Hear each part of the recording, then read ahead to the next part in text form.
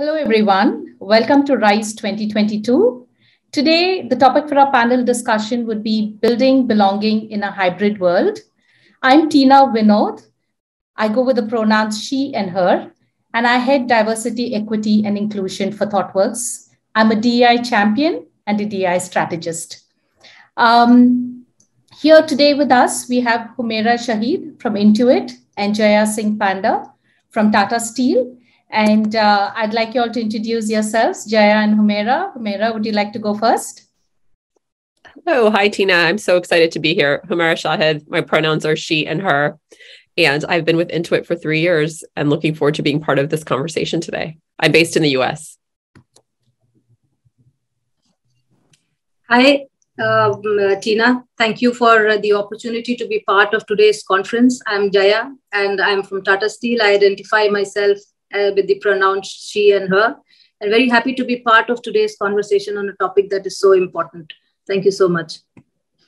Wonderful, wonderful. I'm excited too, and it's wonderful that we're having this conference this year as well, and excited for everything that it has for us. The business case for diversity, equity, and inclusion is stronger than ever. LinkedIn data also shows that there is a 71% increase worldwide in all D&I roles over the last 5 years. But what is the relevance of DEI roles in today's world? Companies now are investing in DEI to drive innovation, change, retain talent, capture new markets, enhance their ESG strategy while building on employer brand. But most importantly, it's critical to build culture, to build inclusion and equity in our workplaces today, especially for the underrepresented communities. Today, we see many organizations investing in DEI programs and efforts, and there is a lot of buzz around this topic. I'd like to hear from you all. What do you think has moved the needle in this space? And what does DEI mean to you personally? Could you just share a little bit around your journey in your career and in the DEI space? Jaya, would you like to start? Sure, Tina. Thank you. So you rightly mentioned, Tina, that the world today is seeing major disruptions, be it in the space of technology, in digital, our work, the workplace itself, and the way we carry out our work. There is a huge paradigm shift that is underway. And this paradigm shift has actually been accelerated by the pandemic that set off 2 years ago. The Great Resignation is a much discussed subject today. And organizations, therefore, need to tap into every talent pool available to augment the talent within the organization, right? And this is a wonderful opportunity to ensure that communities that have been so far marginalized are given an opportunity to come mainstream.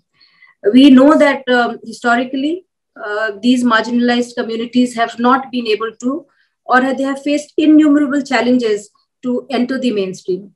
But the world today is very consciously moving away from the old societal norms, the practices, the exclusions and the discrimination that was deep-rooted. There is still a long journey, but I guess the direction is the right one. And now in India, with the Supreme Court ruling in 2018, I think companies have started to open their doors and tapping more LGBTQ talent and bringing in more diversity at the workplace. For us at Tata Steel, we started hiring the LGBTQ talent in a very structured approach recently at a mines location, and that journey has really caught speed. And it is something that we understand and appreciate, that that creating a diverse and inclusive atmosphere is very important to ensure a sustainable business growth, and we are working on that. You asked, yeah. Thank you so much. Sorry, there was a second part of your question on what it means for me personally. Personally, it means being able to get equal opportunity to learn, to perform, and excel without being seen through any lens, which is covered by biases. I've been with Tata Steel for a very long time, and I can say that the culture plays a very important role to make sure that there is inclusivity, and this is actually what is required to make sure that the workplace is very inclusive and it has very diverse representation from various communities. Thanks, Jay. You spent 30 years there, so that says a lot by itself. Yeah. Humera, would love to hear your thoughts on this. Yeah, I think that Tina, you and Jaya said such wonderful things that I think we agree with and believe it into it as well, which is an inclusive workforce allows people to bring their full selves to work. We create an environment, at work where you can then share those different perspectives and ideas. And it's through those different perspectives and ideas that you can really drive innovation. And we believe that at the core of who we are. And that innovation then, of course, sparks better solutions and services and products for our customers. And that's ultimately who, we're trying to serve. And so it's really amazing to hear Jaya's comments, right? And we're in very different industries, and yet the commonalities around creating the right culture, creating the environment where this is a place where people, especially in all different marginalized communities, but specifically the LGBTQ plus community, feel like they can be themselves and that they have a community that they can lean on, and a culture that is very open and accepting is so critical. And I think that the reason that I got into this work, many years ago, this is my second time as a chief diversity, equity, and inclusion officer. I studied actually politics as a student and was very interested in, kind of social justice and making change that way. It just so happened that I ended up in a HR related function, within an organization focused on leadership and really helping people be the best version of themselves. And so when the opportunity came along to bring in DEI, for me, this is about creating social change. And we absolutely can do things within our own organizations that make a difference in people's lives. When you feel seen, when you feel accepted, when you feel like you can contribute, these are things that not only affect you and who you are in an organization, but they affect your family. They affect the community that you're in. And so I believe this is much bigger, than what I can do at Intuit and what we can do collectively. But it is what we can do, I think, to help workers around the world. So it's very, very inspiring. We have a long way to go. I agree with Jaya, a long way to go, but I'm happy to be on this journey with just really passionate people that want to create change. Absolutely, absolutely. The societal impact that this can have is multifold. Yeah, absolutely. So June was the Pride Month. We saw a lot of organizations, LinkedIn, everywhere celebrating Pride. And, but Pride is not just a month, right? It's more than a month. It's a movement that recognizes the resilience and determination to live freely and authentically. According to the Human Rights Campaign Foundation from the US, the educational arm of the largest LGBTQ plus civil rights organization, 40% people hear jokes about LGBTQ plus people in the workplace. 42% of LGBTQ workers fear getting fired for disclosing who they are. And 40% of transgender workers report fear for personal safety as a reason for not being open. But today we see a lot of organizations go beyond pinkwashing, right? I'm really curious to know what your organizations are doing in this space. But we need to see many more instances that go beyond performative allyship, right? Just, changing your company logo, your banner to the rainbow colors, or, just wearing T-shirts, or just, going for a Pride March just for that 1 month. We need to go beyond that. So I'm curious to know, what initiatives do you have in your organizations that has a transformational impact on LGBTQ plus inclusion that not only affects your organization, but probably brings about larger societal change? Jaya? Very relevant. You're right that a lot of times it could just be performative allyship, and it takes a lot to go beyond that. And like we discussed earlier, it requires a lot of belief, and belief by people individually and collectively as an organization to go beyond that. And therefore, I think what moves the needle is to really have a transparency and trust, and therefore having a goal, which is, you take a goal which is visible to everybody and you're working on your goal in order to bring in the diversity and inclusion in your organization, reporting on that, on where you are on your goal. You may achieve something, you may not achieve something, but it is important to be able to take that goal and to move forward on that. And for Tata Steel as an organization, we have a very aspirational goal of bringing in 25% diversity by 2025. And in order to make sure that we're moving on it, we have a very, very transparent online reporting on where we are. We have several segments and cuts of seeing where we are progressing and how we are doing on this goal. And we have, as you know, we have brought in trans workers at our West Bokaro mines in December.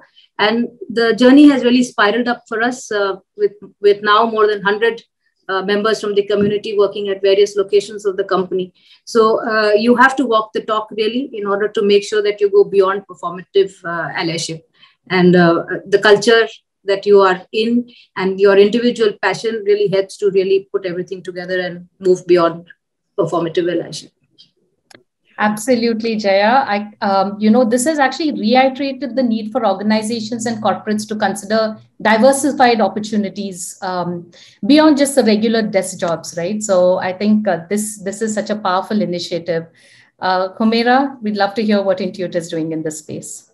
Yeah, that was a great example, Jaya, like very, very inspiring. And I love the way that, and some of the stats that you shared, Tina, right? I mean, we know that it was a Deloitte study, I think I was reading, that said, 61% of all employees cover their identities in the workplace because their goal is to just assimilate, which means they're not really bringing their whole self there. And they're leaving their entire experience and history out of that workplace. And that has a negative effect, right, on their performance. It has a negative effect on what ideas they contribute, right? And then, of course, ultimately what we do as an organization. And I think one of the most powerful things, I love Jaya's point about accountability. You measure what matters. And so when you start to measure your improvements in DEI and whether, with representation or with culture, that starts to be a point, an area of attention. One of the things that we're very focused on at Intuit is our employee resource groups, because I think these employee resource groups, and we have over 800 people in our Pride resource group, and over 80 in our India chapter. And the point of these resource groups, right, is to say, let's be the voice for this community. Let us move beyond performative allyship, and let's influence policies that we have or programs that are available. And yet our lived experience every day in the culture is one that we're going to talk about. It's how we're going to recruit people into the organization, because what we say then externally is very real internally. And to me, that's incredibly important, is you can't just talk about things that you're doing. It has to actually feel that way when you're in the organization, that you have to feel like you are accepted and that you are not marginalized when you're within Intuit's walls. And that work of our employee resource groups, I think, goes a long way in supporting that. The other thing that we do is we listen a lot. It's one of the things I'm most proud of. When I joined the company, we do a DEI survey specifically focused on issues of belonging and allyship and inclusion to really understand how employees are experiencing Intuit as a culture. Is this a place where I belong? Is this a place where I can speak my mind and I can contribute? And we look at that by multiple demographics, by location, we'll look at it by gender, and anything that we have in terms of demographic data that we can cut it by. And even if we don't have the demographic data, we share it with our employees and want to understand, is this your experience? What can we do better or differently for you to show up at work and be seen? So I think those are really big cultural levers that we pull to make sure that we're actually listening to the population, because the space is changing very rapidly as well. And so we want to keep listening. Absolutely. I mean, in Thoughtworks, we have the DEI and engagement survey that we run, globally. And of course, you can slice and dice the data by multiple demographics, which is extremely useful. And the point that you brought out about ERGs, in Thoughtworks, we have Mitra Collective in Thoughtworks India, and globally, each region has their own ERGs. But I cannot tell you how impactful ERGs are in bringing about change, and also being, the whole ally journey itself is transformative when you have ERGs just going beyond their they're just a regular day-to-day in terms of creating impact and change. And I think that's very, very important in today's workplaces. Yeah, Tina, I would add that we just, Intuit hosted its third annual Trans Summit for, it's kind of the first ever that a technology company has done. And we had over 700 people attend on this year on March 30th. And so many of those individuals are interested in learning about the community. They want to understand the community better. There's a curiosity there, and there's a desire to be, a stronger ally. And so our opportunities, and this stemmed out of an ERG initiative. So I think there is so much power in that. And then the idea that people want to learn more, I think is even more important. And we want to lean into that, right? The idea that people want to be allies is very important, I think, to where we're going in this space. Absolutely, absolutely. And I keep telling, my friends in the LGBTQ plus community that you need to embrace your allies, because, historically, the exposure to LGBTQ plus in our cultures, in our communities has not been there. And I probably think we are the first generation of people who actually care deeply about driving allyship, not only in the workplace, but want to drive change in the society at large. So yeah, absolutely. Thank you so much, Humera. And I'd love to know more about the conference. So we should connect on that. I'd love to know more. Absolutely. Happy to share. Moving on, there's been recent research that reinforces the idea that hybrid work is here to stay. Not surprising at all. The pandemic has brought so many changes in our work lives and in our personal lives as well, and the way we look at our lives in the future. So this could be an opportunity actually for us to engage and work with underrepresented talent, where some of our old ways of working, which could have been exclusionary, especially for underrepresented groups like the disabled, women and caregivers, and working parents. So for many organizations, it also makes business sense. The pandemic has forced a change in perspective for many businesses. Humera, I'd like to hear from you. In today's hybrid reality, what steps should organizations be taking, and their leaders also should be taking, to foster inclusion and belonging in the workplace? Yeah, it's such a great question. It's such a big question too. I think that we're still learning about what it means to truly work in a hybrid workforce as we, transition from working from home, completely and working virtually. And many people moved, as a result of that, and are now kind of coming back and thinking about what it is that's comfortable for them in terms of having their work, having their work and life balanced, and what they want from an employer. I think it starts with, this idea of hybrid workforce. One of the things we're most worried about, I think most companies, are how will we maintain this amazing culture? Like Jaya talked about this too, Tata Steel has an amazing culture. And how do you maintain that when people are in different places and they have a different relationship now in hybrid work? So we're really focused on belonging as an outcome, right? Like we know that that's an outcome. You have to do a lot of things for somebody to feel like, oh, I belong here. And well, then what does that mean, right? Then we start with, well, who are we as a company? Well, ultimately for us, the idea of inclusion and focusing on our employees actually built into our strategy, the one that we externally talk about. And so we're making a statement by saying, diverse perspectives are valued, ideas, are, we want you to contribute these ideas, and we want you to be your authentic self. And so the role of then leaders, right, and frankly, all employees, is then to create that environment. And how do they do that? And it's every action that you take, right? It's how you show up in meeting conversations. It's how you draw people, into making sure that they're being heard. It's when you are together, right? Are you maximizing that opportunity for collaboration and community so that you can build those strong bonds about what's important? And that when you are virtual, that carries into, virtual conversations.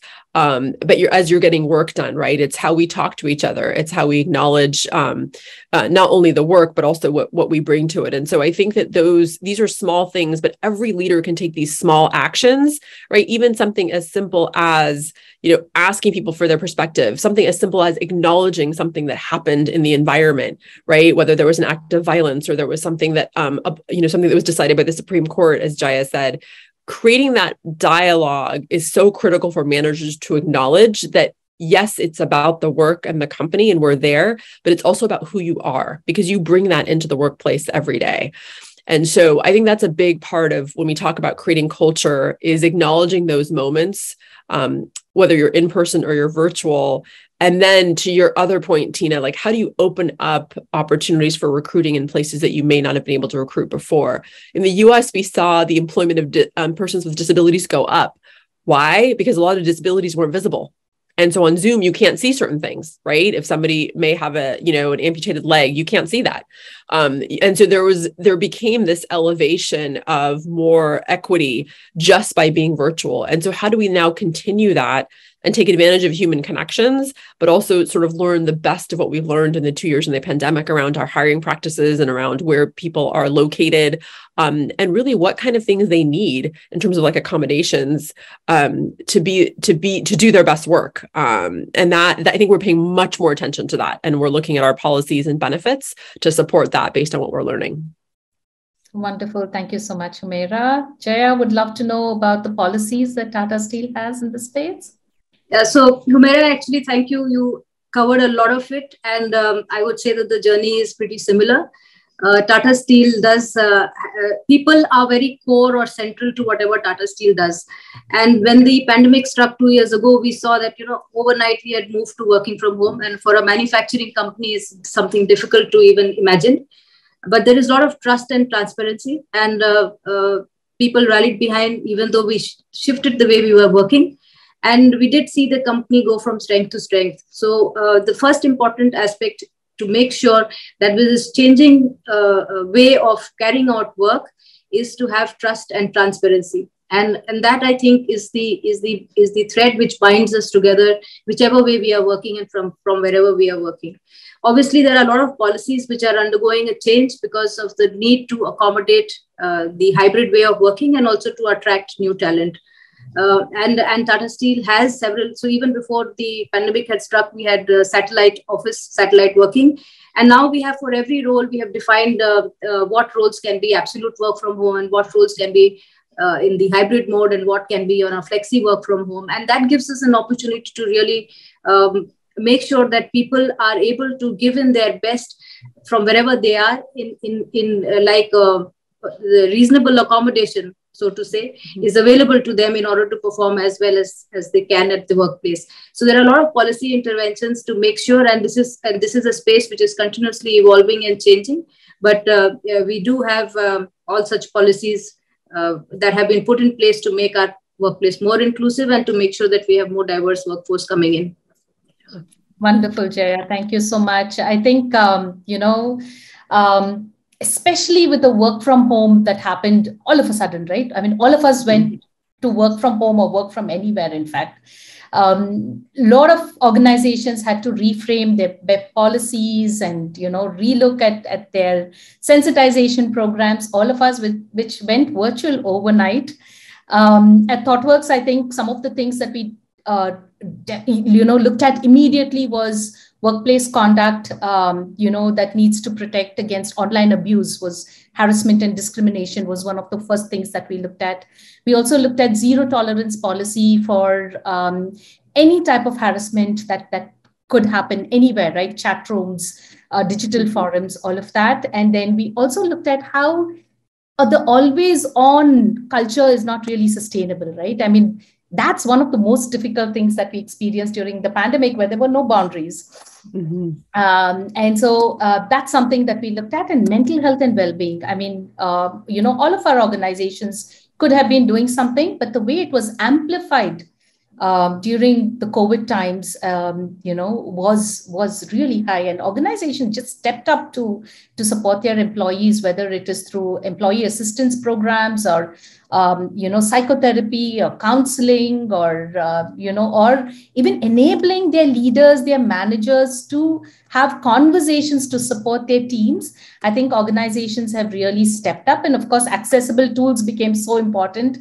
And all of these changes really helped in ensuring that whether we go back, whichever mode of work we go back, we are a lot more inclusive.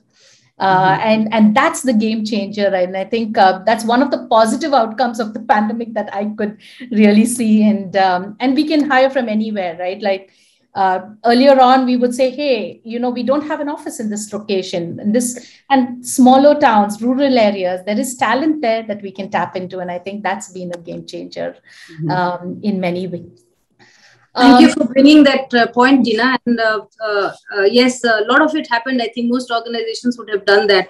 A lot of focus on mental well-being because it was work from home. Actually, it was the boundary between work and home was absolutely getting diminished. So I'm sure, like you mentioned, all organizations went through several mental well-being programs, and you are very right. It has also changed in the do's and don'ts of the conduct, and a lot of it flowing into the anti-discrimination and equal opportunity policy and the POSH policy that exists. So all of it underwent a change as a result of the hybrid work that came in. So thank you for bringing that out. It's also accelerated change. So to your point, Tina, there was a lot of hardship that came out of the pandemic for the working world. There are some things that I think we need to maintain, because we did learn a lot of good as well when it comes to how we work. Absolutely. And that's what we need to do, Humera. We need to maintain. And I hope we do that as a community. Me too. Yes. Moving on, a Gallup study found that 23% of people in the workforce experience burnout very often or always. And an additional 44% feel burnout sometimes. I'm sure all of us went through this at some point. I did. Not only physically, but emotionally as well. I could feel that the burnout. And I really had to put a lot of checks in place for me to get out of that. But all this means that nearly 2/3 of employees are burnt out on the job. With burnout on the rise, studies are beginning to pour in around the detrimental impact that it has on a person in the long term. Humera, burnout is one of the biggest challenges that people are facing when it comes to work from home or hybrid. I'd like to know, what are the initiatives that you all have in your organization to address this? What is Intuit doing in this space? Yeah, it's a great question. And I'm not going to say we figured it out, but we're certainly trying, I think, with all other organizations. I think the first thing that by the time somebody feels like they're burned out, it's too late. And that, I think, is very hard. By the time you feel like you are just overwhelmed and cannot drag yourself out of bed to go to work because you're burned out, then we have failed to see the warning signs ahead. And so what we spend a lot of time doing is we talk a lot about health and well-being. We talk a lot about wellness. We've done training with our managers to start to really check in with people on a personal level, like how are they doing? What are the things that are impacting, them? Not just, the workload, but what might be happening in their life. We are still living with COVID. We are still, people are still taking care of their young children or their elderly parents. We're still working through, there are a lot of things happening politically in the environment or globally, with the economy. These are all stressors that people feel every day. And so part one is to help managers actually have the conversation that it's okay to have this dialogue at work. The other most basic thing that we've been doing for a long time, but it's been heightened, is when you set your goals or you have your check-ins on a regular basis to talk about the work, it is about how you're doing. And if work needs to be prioritized or something needs to be shifted, and you have to be honest in that dialogue, that it's not, how are you working? Because if you burn out, you're no good to anybody. Then you're taking time out of the workforce altogether. And so I think having that dialogue and making sure that people haven't overloaded their plates, being mindful of when they're online and when they're not, and when they're taking breaks, being aware of when they're on vacation and not on vacation. I mean, these are small things, but people can see the signs of, has somebody been working nonstop? Are they always online early in the morning or late at night, taking calls, globally? Are they not taking time off? These are some things to pay attention to. And the other thing is all the benefits that we've added, right? We've added a lot of counseling services for people. We've increased the amount of accessible, mental health through the pandemic, right? Virtual sessions that are accessible to people anywhere. You don't have to physically go somewhere. You can have this conversation from your desk at home, and really amping up those resources and other things around lifestyle, things like, how do you build healthy sleeping habits? We have a whole webinar series, right? How do you meditate or breathing exercises? Things that don't solve everything, but they're small pieces that could be very helpful to people. Resources for parents, right? If you're struggling through that. And so I think what we're trying to do is learn what are the things that will make a difference for our employees, and then offering, benefits or suggestions to help them manage their whole life. And also acknowledging that you best. Right? Like, I'm not with you every day, even as your manager. And when we talk about creating boundaries, if I, as a leader, am giving that permission, then you have to actually take that permission. Because a lot of times what we'll hear on our survey is, if work-life balance is low, people will say, well, it's not my manager, it's me. Like, I'm not, doing the things I need to do. I have all the resources and benefits around me. And so we have to get under what's stopping them. from doing that, because I always say you burned out is no good to anybody. Thanks, Humera. That's so powerful.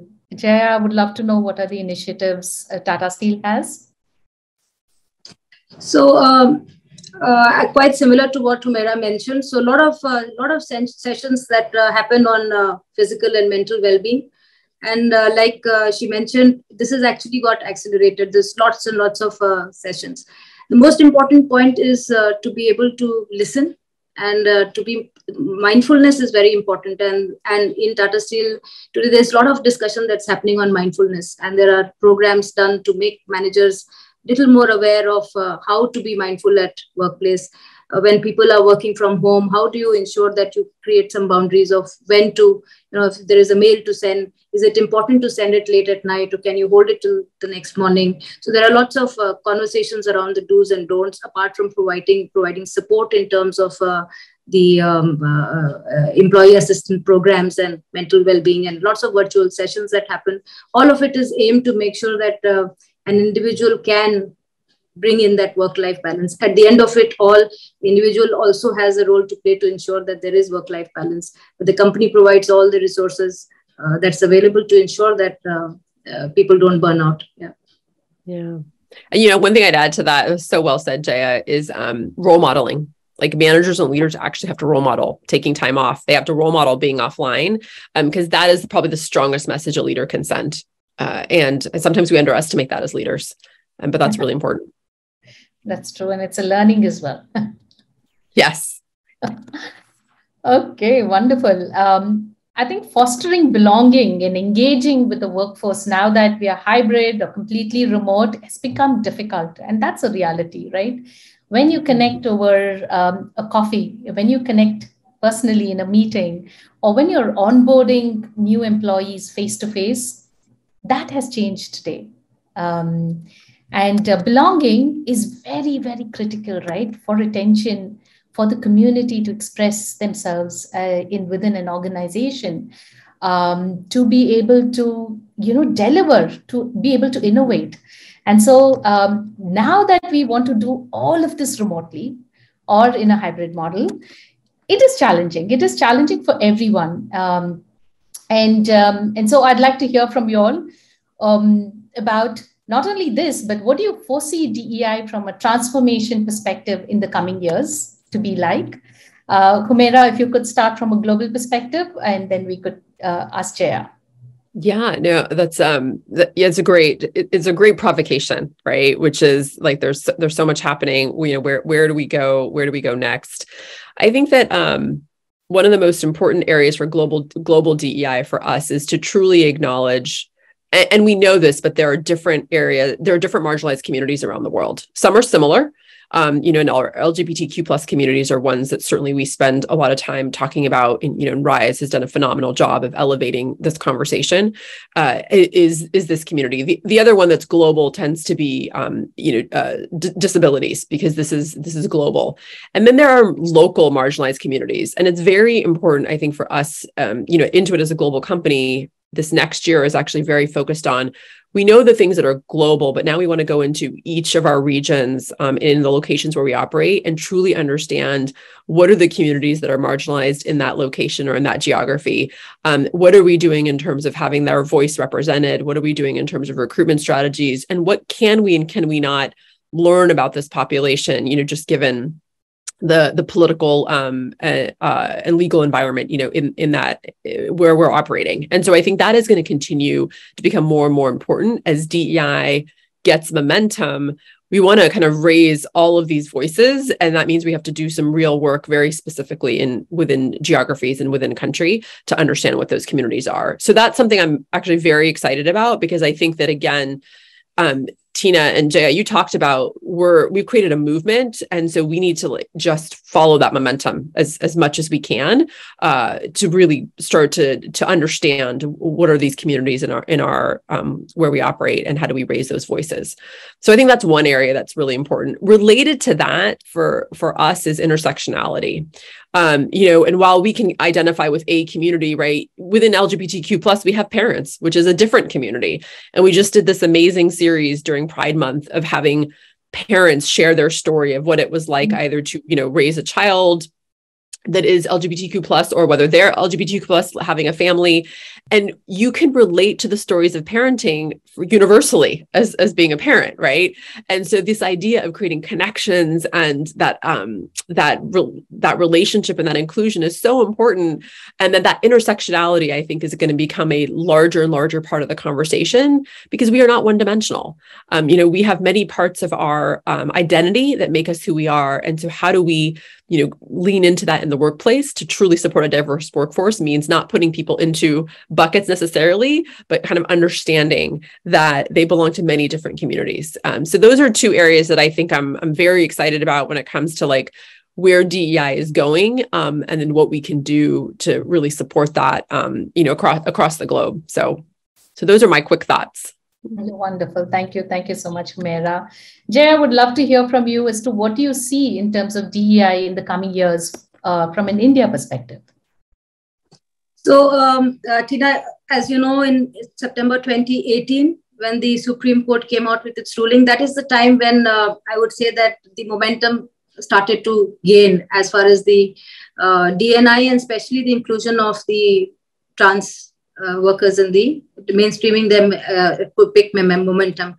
And if you see today, most organizations, rather 60, I was reading somewhere, around 60% of the MNC leaders have the LGBTQA plus inclusion roles. It is becoming a part of D&I is becoming part of their strategy. So most organizations are focused on expanding their the scope of their workforce, or bringing in more diverse talent. And if I just talk about what Tata Steel is doing, and I'm sure many organizations are also in the same journey today. So we are focused on, there are certain diverse groups that we have decided to focus on, the LGBTQ community being one of them. And in the years ahead, we can only see this picking up great speed to have more and more representation at various levels of the organization. It's not just at the entry level, but to have representation at different levels of the organization, which is very important in order to be able to bring in diversity in the thinking and perspectives. So that is one area where we are definitely seeing a lot of momentum gaining speed. Now, having said that, just getting the numbers right is not enough. So there are a lot of policy interventions that will take place hand in hand. And a lot of Tata Steel has come up with a lot of policy interventions to make the workplace more inclusive for our LGBTQ community members, whether it is to do with extending our existing policies to them, whether it is, whether it's adoption leave or whether it is new parent leave, and for them, medical assistance, many such things that have been done on the policy front.